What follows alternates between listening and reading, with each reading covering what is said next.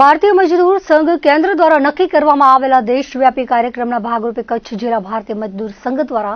જિલ્લા કલેક્ટરને વિવિધ માંગણીઓ સાથેનું આવેદનપત્ર પાઠવવામાં આવ્યું હતું। શ્રમિકો અને કર્મચારીઓના લાંબા સમયથી પડતર પ્રશ્નો તેમજ કેન્દ્ર અને રાજ્ય સરકારના બજેટમાં કામદારો તથા સ્કીમ વર્કરો માટે અપેક્ષિત જાહેરાતો ન થતા સંગઠન દ્વારા આ વિરોધ પ્રદર્શનનું આયોજન કરવામાં આવ્યું હતું। કામદારોએ પોતાની વેદના અને માંગણીઓ સરકાર સુધી પહોંચાડવા માટે કલેક્ટર કચેરી ખાતે એકત્ર થઈ સૂત્રોચ્ચાર કર્યા હતા।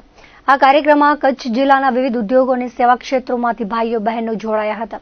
જેમાં ખાસ કરીને આંગણવાડી કાર્યકર, આશા વર્કર, મધ્યાહન ભોજન યોજના, એસટી, પરિવહન, જીએમડીસી, પાણી પુરવઠા વિભાગ સહિત Adani power, Adani cement, UltraTech cement, LIC તથા બેંક ક્ષેત્રના કર્મચારીઓએ મોટી સંખ્યામાં હાજરી આપી કાર્યક્રમને સફળ બનાવ્યો હતો। ભારતીય મજદૂર સંઘનું હમણાં અખિલ ભારતીય રાષ્ટ્રીય અધિવેશન જગન્નાથપુરી ઓડિશામાં યોજાયેલ,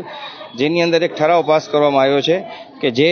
કેન્દ્ર સરકાર અને રાજ્ય સરકાર દ્વારા જે બજેટ જાહેર કરવામાં આવ્યું છે એની અંદર સ્કીમ વર્કર અને જે બધા વર્કરોને જે જાહેરાત કરવાની હતી, જે જાહેરાત સરકાર દ્વારા કરવામાં આવી નથી, તો આંગણવાડી, આશા વર્કર અને મધ્યાહન ભોજનના જે સ્કીમ વર્કરો છે એને જે ઓછું વેતન મળે છે એને માનદ વેતનની જગ્યાએ સરકારી કર્મચારી ઘોષિત કરવા, પછી મધ્યાહન ભોજનનું જે કોન્ટ્રાક્ટમાં લઈ જવાની પદ્ધતિ છે એને અટકાવી, પછી આશા વર્કરોનો જે પગાર છે એનામાં વધારો કરવો અને આંગણવાડીના જે હાઈકોર્ટનો જે ચુકાદો છે એનો અમલ કરવામાં આવે। જે ગુજરાત સરકારમાં અમે જે કેસ જીત્યા છીએ ગુજરાત સરકાર સામે, એનો અમલ કરવામાં આવે અને બહેનોને હાઈકોર્ટ મુજબ પગાર ચૂકવવામાં આવે, એ માંગણી છે। પછી પેન્શનનું જે લિમિટ છે 1000 એને વધારી અને 7500ની લિમિટ કરવામાં આવે। બોનસની જે લિમિટ 7000ની છે એને 21000 કરવામાં આવે।